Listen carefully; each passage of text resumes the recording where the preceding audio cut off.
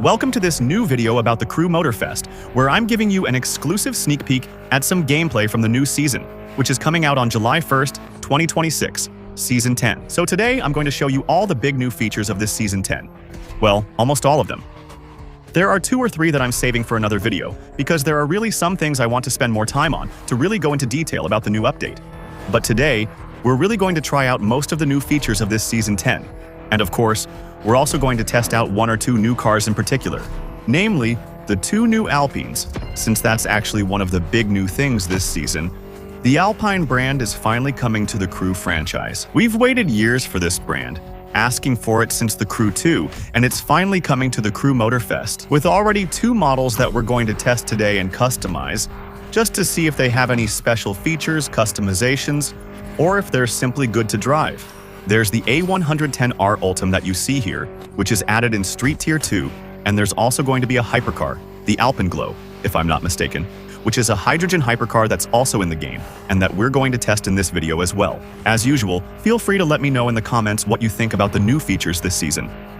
If there are things you like or things you don't like, don't hesitate to say so, and also don't hesitate to leave a like on this video if you want to give my channel a little boost. It always makes me happy, and it simply helps give my content a bit more visibility.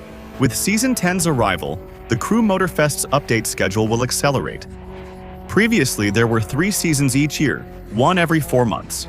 Each of them added 2 playlists.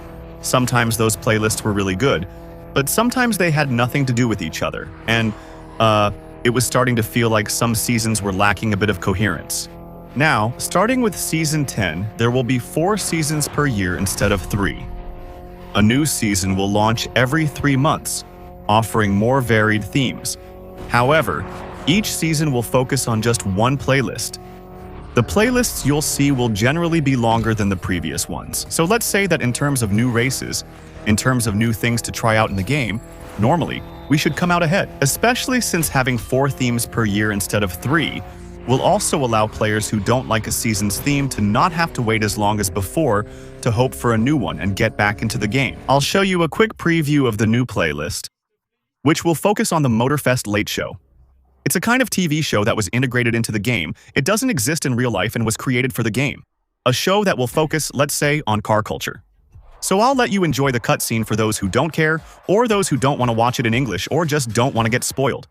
You can skip ahead a few minutes without any problem. Now it's time for manufacturers like Alpine.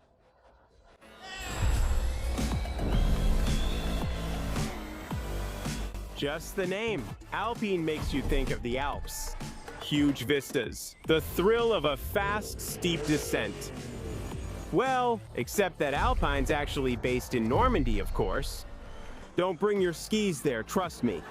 Mont Saint-Michel, not ideal for downhill. In any case, I'm so excited to have these incredible cars on the show. Now let's see them in action. And who's better for that than Lucky Star, our remarkable driver? That's right. I know many of you were concerned about the accident he had last month, but don't worry, he's all right. Can you give us a thumbs up, please? Awesome! He's driving the Alpines today. Let's take a look. So actually, here, I'll be able to show you a bit of gameplay with the Alpines in the playlist, even though, well, we won't be able to test them right now while we're customizing. I'll show you that after the playlist.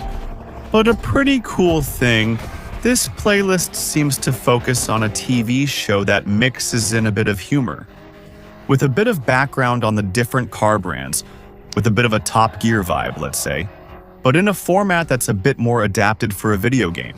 So here, we have the first part of the playlist that's going to focus on Alpine, with some gameplay featuring the A110R. I think it's the ultimate A110R, if I'm not mistaken. So, it's really the ultimate edition of the A110 before it disappears. It's the most powerful and it's the rarest, so I don't know if there will be special gameplay for these playlists, or if it will just be race-type events or, let's say, time trials where you'll have to test the cars that are highlighted by the show. A small clarification about this playlist. It's the first time, if I'm not mistaken, in the history of the Crew Motorfest that we have a playlist that will give an exclusive reward. Because until now, the playlists gave as a reward, once you finish them, a new car. The Crew Motorfest edition. So, let's say a pre-customized car, created by the developers, based on a car that was already in the game. Here, for the first time in the history of the Crew Motorfest, we have an exclusive reward because we'll be able to unlock, once we've finished the 12 chapters, so in September 2026, we'll be able to unlock the BMW 507, which is an old model, let's say, a bit of a collector's item, quite rare. First time. I think the developers are doing this, and I think it's cool. It really encourages you to finish the playlists and to really complete each one of them to get everything in the game. So, when it's a special edition, you can, let's say, kind of end up not caring about it pretty quickly anyway. The Alpine looks like it's pretty cool to drive. It's rear-wheel drive and it grips the road well, even in the wet, because here we're actually on a wet road. It seems to have good acceleration. It really handled the corners well and braked very well. Afterwards, there you go, perfect. Actually, I wanted to talk a bit about the Alpine Glow. The game gives me the chance right away, concept car in action. So this car is a concept, but it shouldn't stay a concept. Normally, Alpine is supposed to release it for real. It's, let's say, Alpine's vision of the future of racing prototypes, but with a potential street version that should be equipped with a hydrogen V6. By the way, you can see the manifolds there, exhaust manifolds, I suppose, at the back under the small window. And that's pretty stylish. A pretty cool little detail. I'll show you a bit of interior view gameplay. I think the car has a somewhat futuristic interior. No, actually, at the same time, it's pretty understated and simple. But it's right-hand drive, you know. There it is again. Racing games keep making French cars right-hand drive. Yeah, actually, there's a pretty cool little thing. I hadn't noticed the LEDs on the hood, the purple LEDs that match the interior and some of the little purple details on the car. That's pretty stylish, honestly. And honestly, it looks like it's really, really nice to drive. It looks like it's good in terms of aerodynamics. I think it has good acceleration. And maybe, like the 110R, maybe it's not the most powerful or the best in top speed in its category, but in the corners, it really looked cool. I'm not sure if it's all-wheel or rear-wheel drive. But yeah, it's really, really clear. Look at those corners, I get it. Maybe it's not a hypercar. Actually, I'll admit I say that, but maybe in racing it's possible. I admit I didn't check. We'll check that later. It's either in racing or hypercar. I don't see a third option. Anything else would be over the top. So now, we're going to finish the first challenge. If you want to see more, join me live on Twitch tomorrow.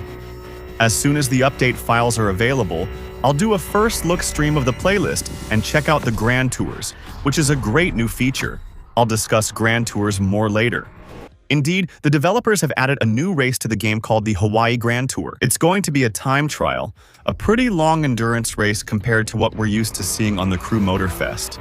So, I'm not going to show it to you here, because I'd like to do a dedicated live stream where we'll complete this race, which officially becomes the longest race in the game.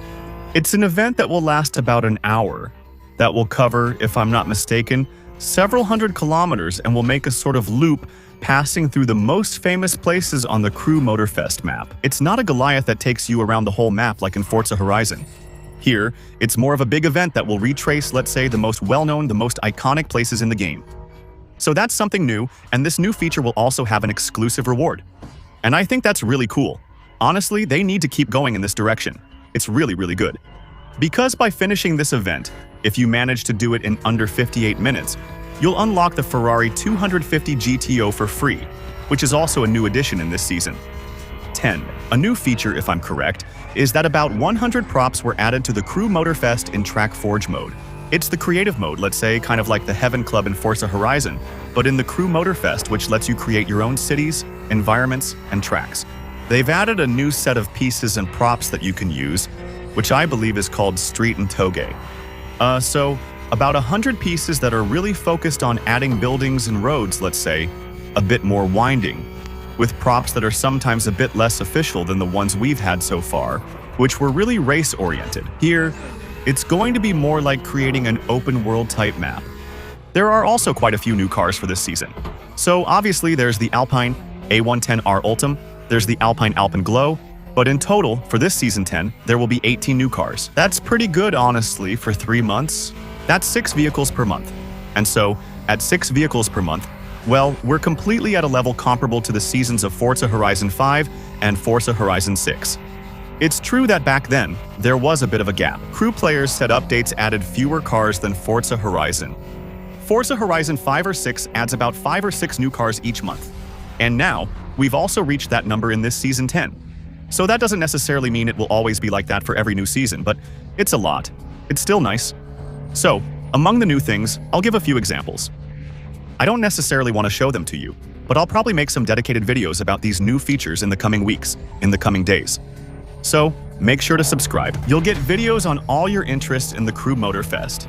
So, the two Alpines obviously, which will be available starting July 8, 2026.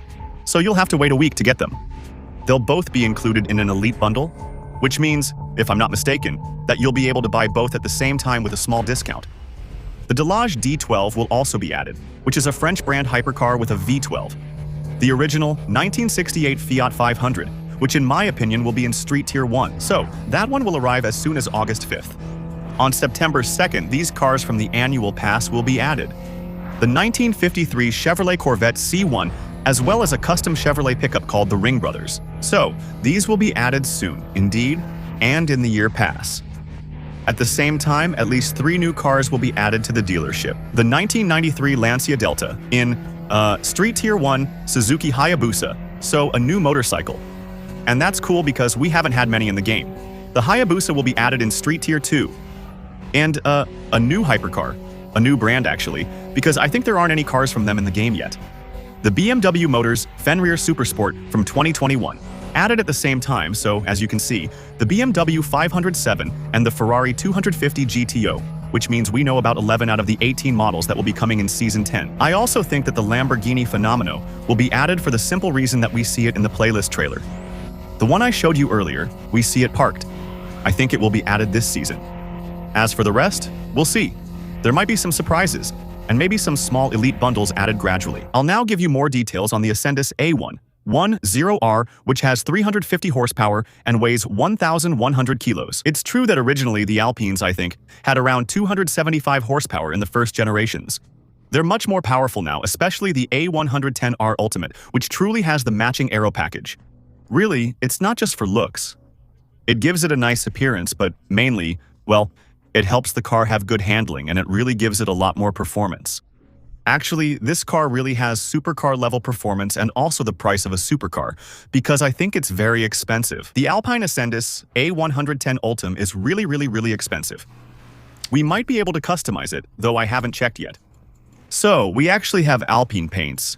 Quite a few choices with some colors that are, a bit original. So, that's like a pearly white with some blue. That's cool. Though I think blue is still the most well-known color. We still have some choices. So we have the little carbon hood, which I think is an official finish from Alpine. We can put the little Alpine logos in black with the small splitters on the side in black or carbon. We have, same for the side, we can put the Alpine logo in black too. We have several types of rims. I think I'll leave the black ones. The others are nice too, but the black ones are good. They match the little details we've put in black on the rest of the car. We might be able to lower it a little bit eventually and bring the wheels out a bit.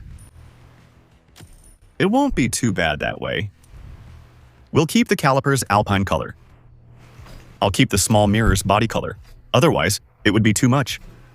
Yeah, we can do the roof too.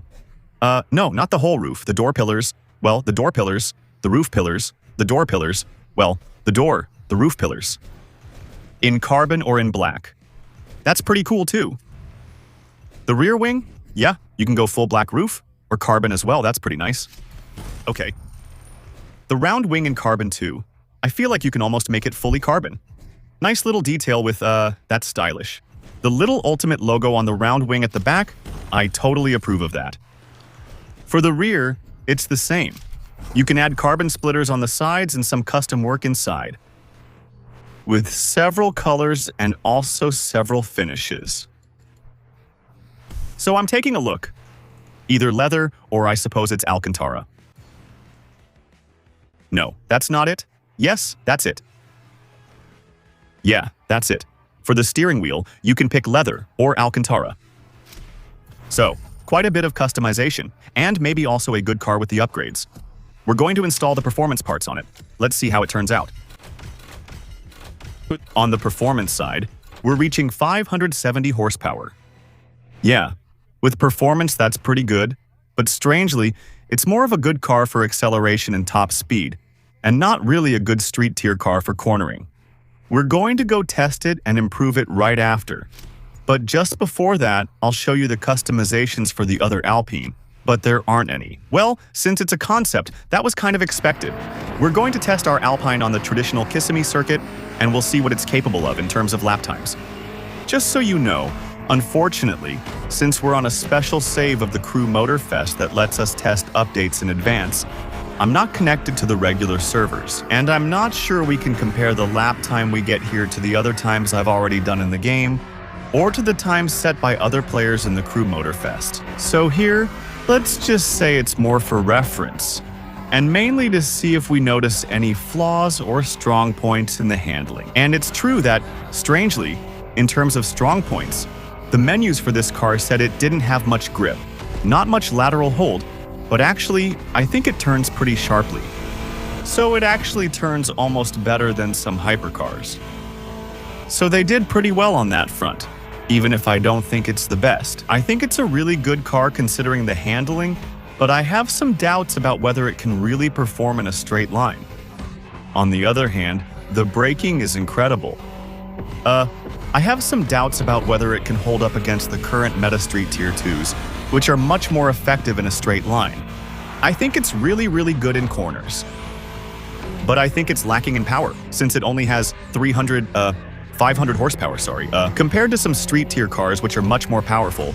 You definitely feel it a bit in terms of acceleration and performance. But I think it's going to be good. Maybe very good with the right settings, but right now, at first glance, I don't think it's especially meta. Tell me your thoughts in the comments after trying it. Actually, a 51 is a good time. Honestly, it's good for a street tier car, but it's not the best I've done, and honestly, I think the lack of power means it's going to be a little... well, it will depend on the tracks. Although we lack tracks, it's very good. But this shortage will make it hard to compete with cars that have V6, V8, V10, or V12 engines.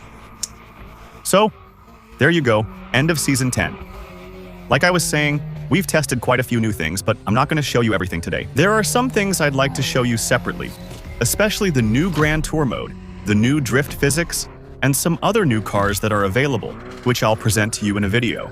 Be sure to subscribe and follow me on Twitch for upcoming live streams in the next few days, where we'll test new features we aren't covering today. And don't hesitate to use the link below this video to buy your games cheaper than elsewhere. By giving a little support to my channel, it always feels good too. See you very soon for the next video. Bye. Pour la prochaine vidéo, ciao.